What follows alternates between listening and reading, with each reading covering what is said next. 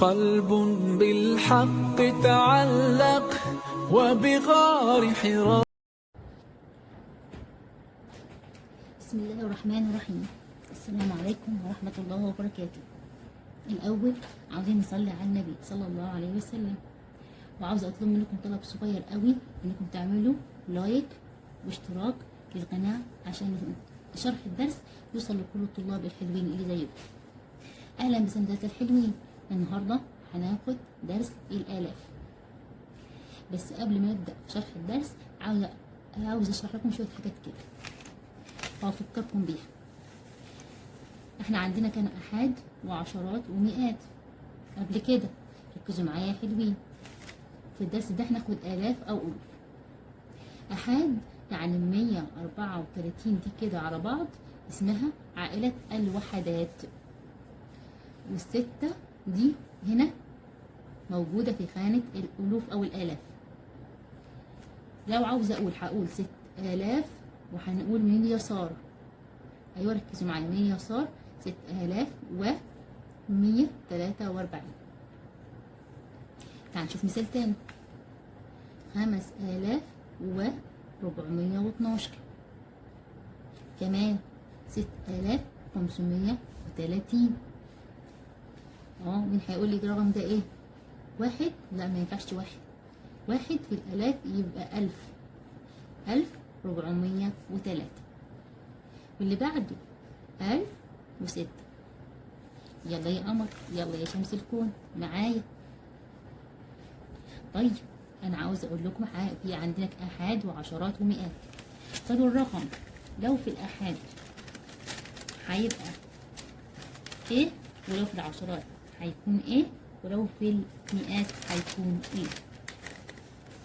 طيب هنا معانا واحد احاد هيكون واحد زي ما هو، لان اي رقم في الاحاد بيضرب في واحد. 10 آحاد ماشي 10 برضو، لأن قلنا أي رقم في الآحاد بيكون زي ما هو. 10 عشرات. لو عشرات يبقى هنضيف صفر، هنزود صفر، يبقى 10 دي هنزود عليها صفر وتبقى 100. 200. 200 يعني هنضيف صفرين يبقى 200. 30 10 هنضيف صفر زي ما قلنا في الأول، يبقى هنحط ال 30 ونزود عليه صفر. 900.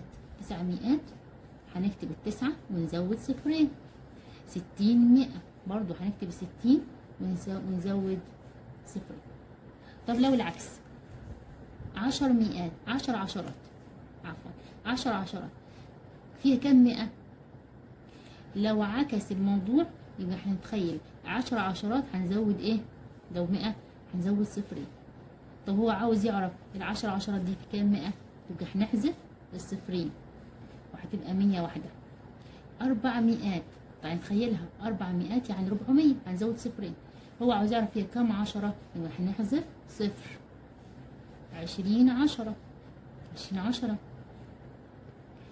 هنزود ايه؟ هو عاوزينها 100 فهنزود صفر يبقى 200. هنحذف الصفرين وهيكون 200.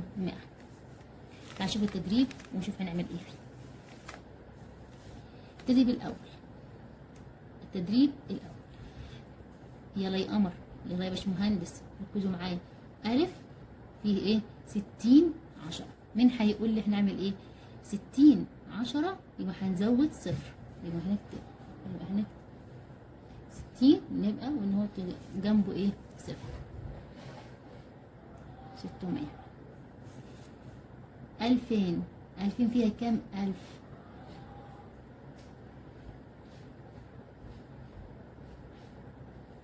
بسألك هنا على الكم، يبقى هنحذف التلات اصفار يبقى 2. جيم 6000. 6000 فيها كم مية؟ يبقى 6000 دي فيها 6000 دي فيها كم صفر؟ فيها 3. تتخيل 3. واحنا قلنا 100 يبقى هنعمل ايه؟ هنحذف صفرين هنكتب 60. شطار. 15 100. 15 100 عند ال100 بنزود صفرين، وهكتب ال15 الأول ونزود صفرين. طيب 380 هنا عاوز ايه؟ هنا عاوز 10، يبقى هنحذف الصفر، هو 38. واو 30 100 فيها كام 10؟ 10 يبقى هنزود صفر، هنكتب ال30 ونزود صفر. 8 ألوف أو آلاف، ازاي نكتبها؟ هنكتب 8 قدامه 3 صفر. 2500 فيه كام 100؟ راح نحذف الصفرين، 25.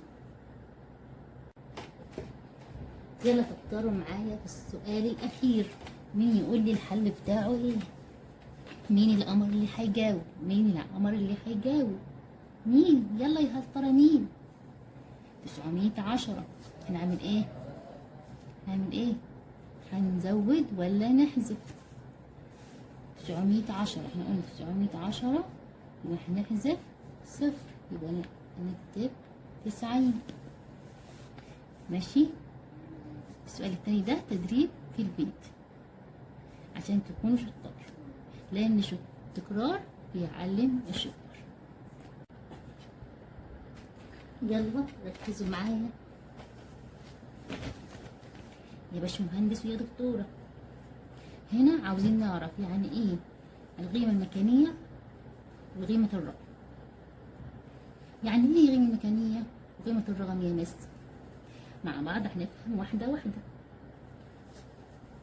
خليكم معايا. هنا عندنا 5379. ايه القيمة المكانية للرقم، وايه العدد، وايه قيمة الرقم؟ القيمة المكانية يعني هو مكان الرقم فين بالظبط. تعال ناخد واحدة واحدة. عندنا الأول 9.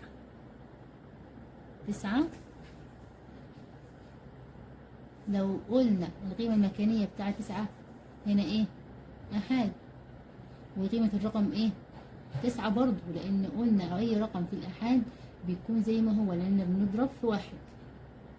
طيب 7 القيمة المكانية بتاعته ايه؟ القيمة المكانية 7 عشرات.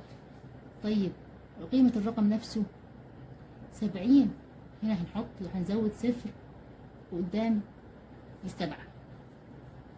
طيب 3 القيمة المكانية 100 وقيمة الرقم 300، يعني هنحط 3 هننزلها كده ونكتب قدامها، نزود قدامها صفرين. 5 فين؟ خانة الألوف. ال5 غير مكانية هنا ألوف وقيمة الرقم 5000. تعال نشوف أول تدريب معانا. يلا يا حلوين ركزوا معانا. ألف بيقول لك 6230. هو عاوز يعرف ايه؟ هو عاوز يعرف ال6 دي قيمة الرقم ايه؟ طب انا مش عارف يا مس، هعمل ايه؟ صعب عليا الموضوع ده. لا مفيش صعب، حاجة صعبة على الحلو اللي زيك، مفيش حاجة صعبة على القمر اللي زيك، مفيش حاجة صعبة مع مس نور. يلا عشان انا بحبكم قوي. هنكتب ايه؟ نكتب 6 الرقم اللي هو عاوزه. هتكتب 6 وتحط وايدك هنا كده وتشوف كم رقم قدامه. 1 2 3 وهنكتب 3 اصفار. باء هنا عاوز ايه؟ عاوز 4. فين 4 يا مس؟ اهي هنا، انت شايفها؟ ايوه شايفها. طيب هنا ايه؟ احاد عشرات مئات، يعني دي 400 قدامه ايه؟ صفرين. نكتب 4 ونعد 1 2 صفرين.